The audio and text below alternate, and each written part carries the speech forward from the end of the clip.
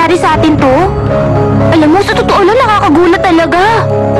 Ate, binili ko na nga to para sa'yo. Ang ganda, di ba? Napakadaldal mo pala. Lumabas ka rin. Naiinip nga rin ako eh. Dito ka muna. May kailangan ka ba sa akin? Wala akong pag-aari na pwede mong kunin. Huwag kang mamiti. Ngayong araw ang balik nila mama at papa mula sa honeymoon nila. Sunduin natin sila. Sabi ni Timothy, iyahatid niya raw tayo. Huh? Ate! Oh. Hayaan mo siya, tayo na lang.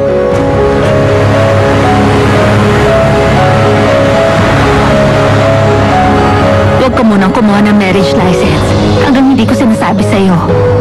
Nakikita ko sa aura niya. Sakit ng ulong ibibigay niya sa'yo. Ang babaeng yun at ang anak niya, pamilya ko na ho sila.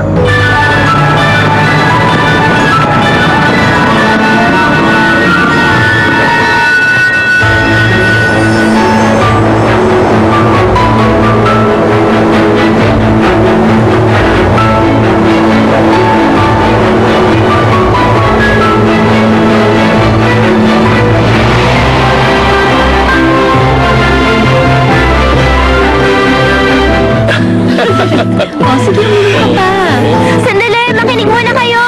Tingnan nyo, sa wakas meron na akong mama ngayon at saka ate. Ang ganda-ganda ng mama ko, hindi ba? Natutuwa ako dahil ang ganda niya.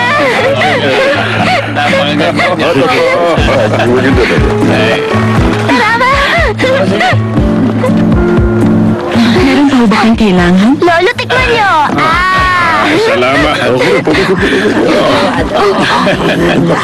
Pagkasarap naman ito. Tito! Tito, si Ate Zaren, hindi niyo ba nakita? Hindi ko nakita. Nga pala, Tito, alam niyo ba kung nasa si Timothy? Hindi ko alam.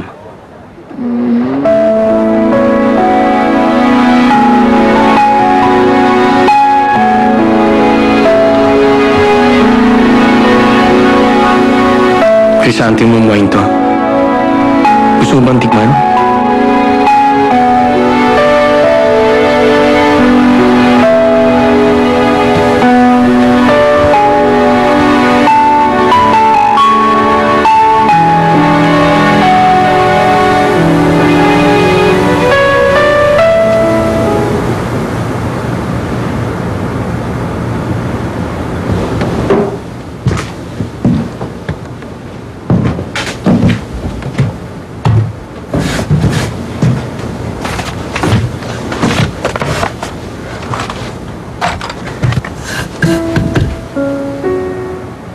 Dito ka na maupo. Sasakit ang likod mo niyan.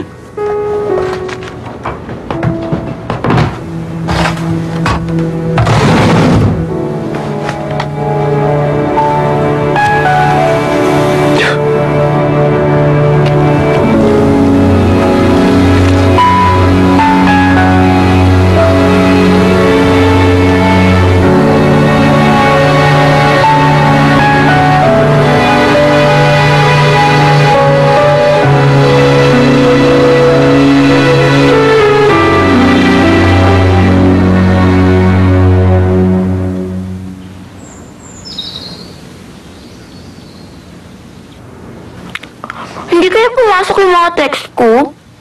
Baka naman, sa ibang number ko yun na ipadala. Kaya lang, ibig sabihin hindi pumasok yung mga text ko sa kanya. Sa tingin ko, dapat magpalit na lang ako ng service provider. Ate, ano service provider mo? Meron ka rin bang mga text na hindi natatanggap ng mga pinadadalhan mo? Kung wala, di na rin ako mag-apply para sa phone ko. May isip ka ba?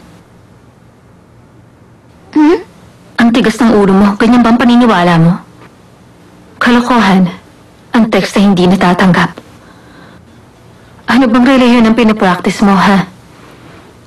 Nagbibigay ka ba ng 10% sa simbahan?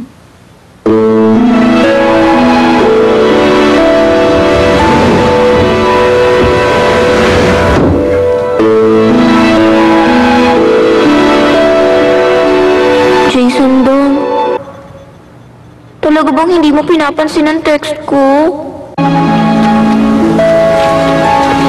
Ate! nakakayang gawin ng iba.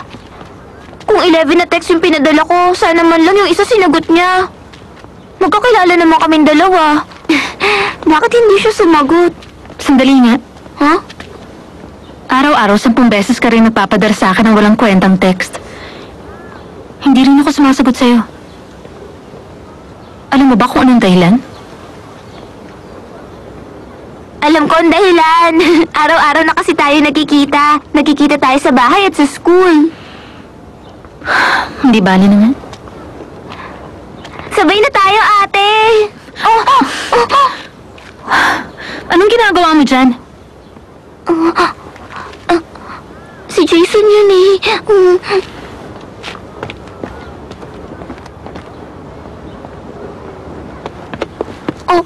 Ate!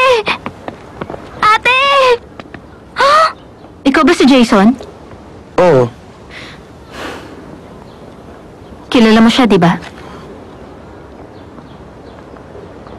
Oo. Ba't di mo sinasagot ang text niya?